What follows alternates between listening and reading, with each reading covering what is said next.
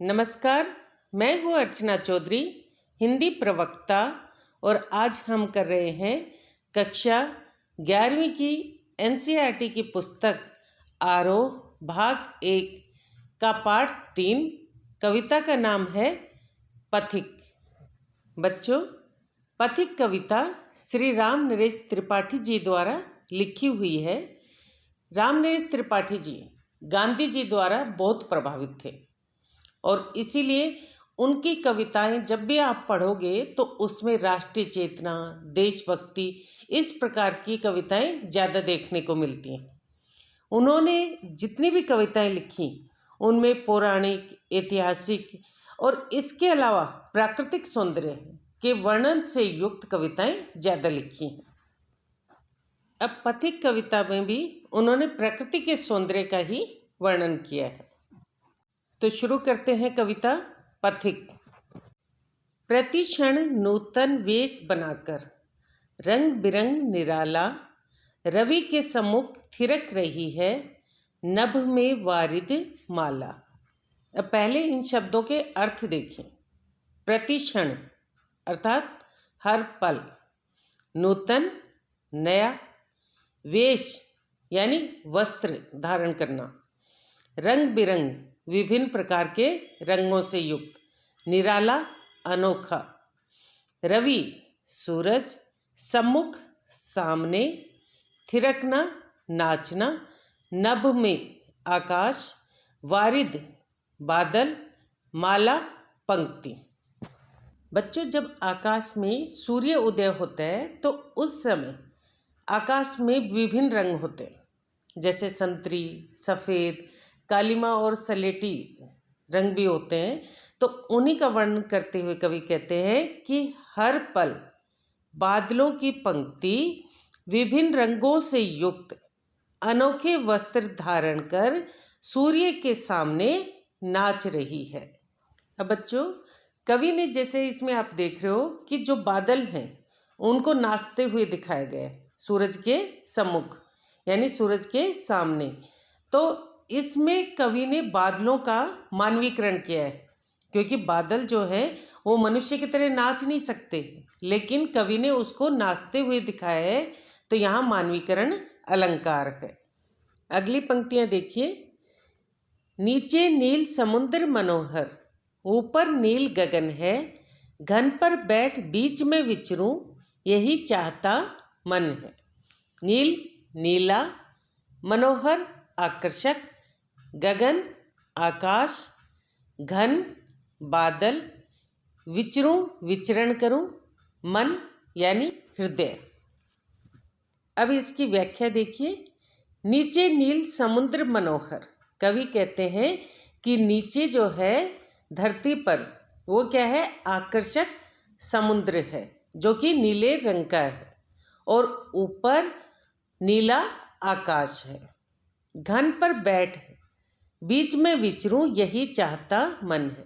कि मेरा हृदय ये चाहता है कि मैं बादलों पर बैठकर इस समुद्र और आकाश के बीच में विचरण करूं या घूमूं। अर्थात कवि जो हैं वो ये चाहते हैं कि वो इस प्रकृति के सौंदर्य का आनंद ले, चारों तरफ इसको भ्रमण करके।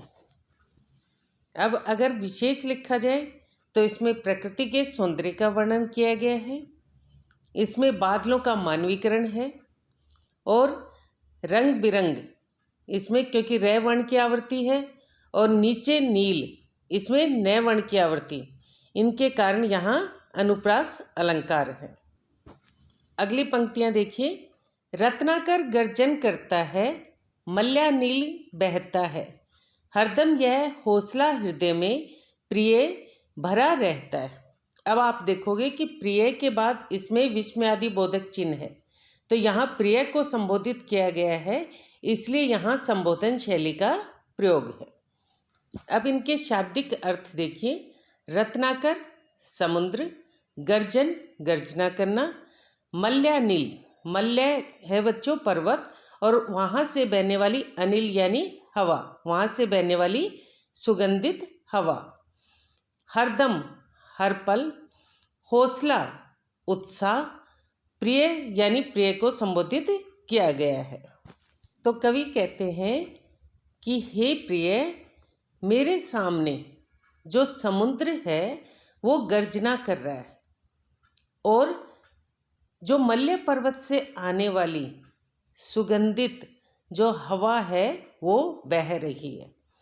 तो इस सब प्रकृति के सौंदर्य को देखकर मेरे हृदय में हमेशा एक उत्साह भरा रहता है। इस विशाल विस्तृत महिमा में रत्नाकर के घर के कोने कोने में लहरों पर बैठ फिरो जी भर के। विशाल यानी बड़े, विस्तृत दूर तक फैले हुए, महिमा में महान, रत्नाकर समुद्र। तो कवि कहते हैं कि इस इतने बड़े और दूर तक फैले हुए इस महान समुद्र के घर के हर एक कोने में मैं लहरों पर बैठ कर के तब तक फिरना चाहता हूँ जब तक मेरा जी नहीं भर जाता, यानी जब तक मेरे मन की संतुष्टि नहीं हो जाती तब तक मैं इस समुद्र में विचरण करना चाहता हूँ। अर्थात कवि जो समुद्र है उसके हर एक कोने में जाना चाहता है, उस प्रकृति के सौंदर्य का आनंद लेना चाहते हैं। अब इसमें प्रकृति के सौंदर्य का तो वर्णन किया ही है। तो हे प्रिय के बाद मैंने बताया आपको विस्मयादि बोधक चिन्ह है, तो यहाँ संबोधन शैली का प्रयोग है क्योंकि प्रिय को संबोधित किया गया है। विशाल विस्तृत महिमा में ये समुद्र के लिए विशेषणों का प्रयोग किया गया है। कोने कोने में पुनरुक्ति प्रकाश का अलंकार का प्रयोग किया गया है। अब समुद्र का घर बताया गया है, उसके कोने कोने में कवि विचरण करना चाहता है, तो कवि ने इसका समुद्र का मानवीकरण किया है। अब अगली पंक्तियां देखिए। निकल रहा है जल निधि तल पर दिनकर बिंब अधूरा, कमला के कंचन मंदिर का मानो कांत कंगूरा।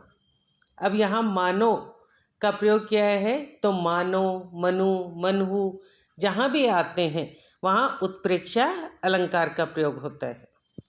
अब शाब्दिक अर्थ देखिए। जल निधि यानी समुद्र, तल उसकी तलहटी, दिनकर यानी सूर्य, बिंब यानी उसकी छाया या प्रतिबिंब, अधूरा यानी आधा, कमला यानी लक्ष्मी जी, कंचन स्वर्ण मंदिर, कांत सुंदर, और कंगूरा, कंगूरा होता है बच्चा जो मुंडेर होती है छत की, उसको कंगूरा कहते हैं। बच्चों इसमें कवि ने उस समय का वर्णन किया है कि जब सूरज उगता है और उसकी छाया जो है, उसका प्रतिबिंब है, वो समुद्र पर जब गिरता है तो वो कैसा प्रतीत होता है।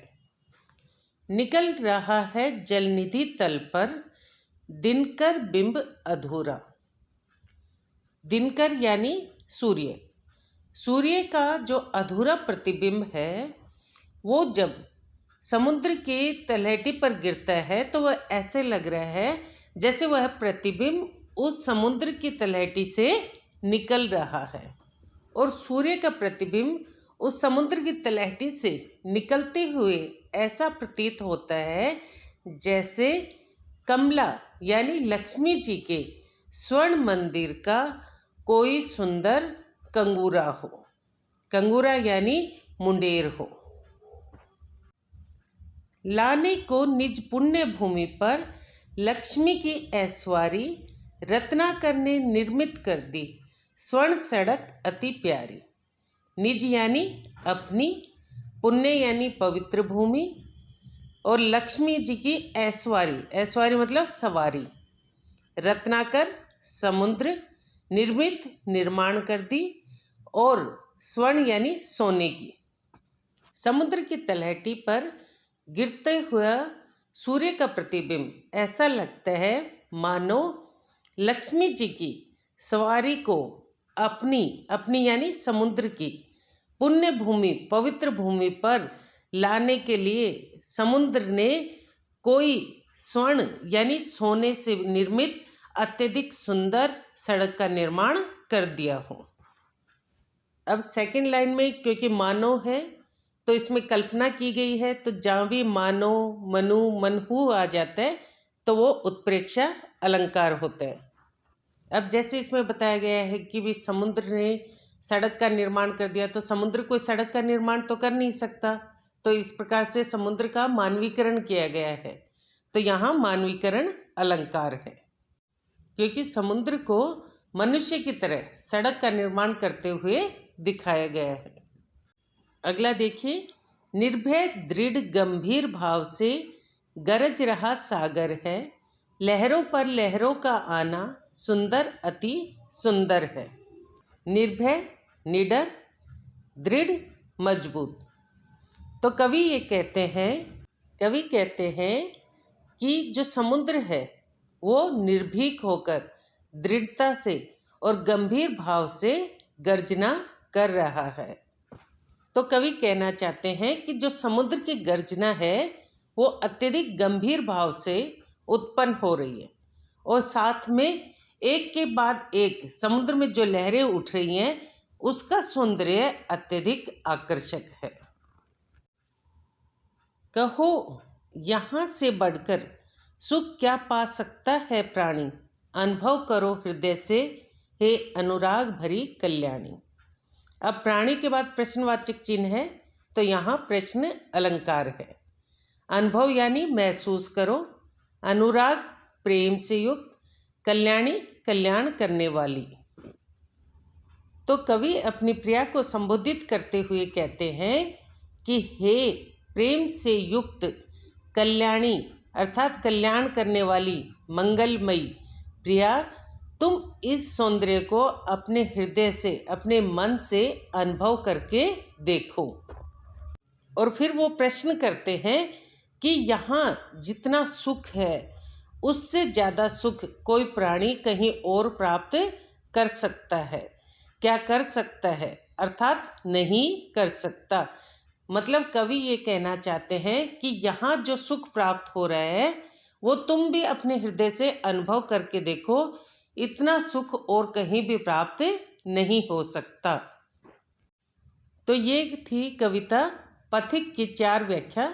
इसकी बाकी जो व्याख्या है वो हम अगले वीडियो में करेंगे। तो उम्मीद करती हूँ कि ये व्याख्या आपको अच्छे से समझ में आ गई होगी। अगली व्याख्या को समझने के लिए मेरा अगला वीडियो ज़रूर देखें। अगर आपको ये वीडियो पसंद आया हो तो इसे लाइक करें, शेयर करें और सब्सक्राइब करें। उम्मीद है आपको ये वीडियो पसंद आया होगा। धन्यवाद।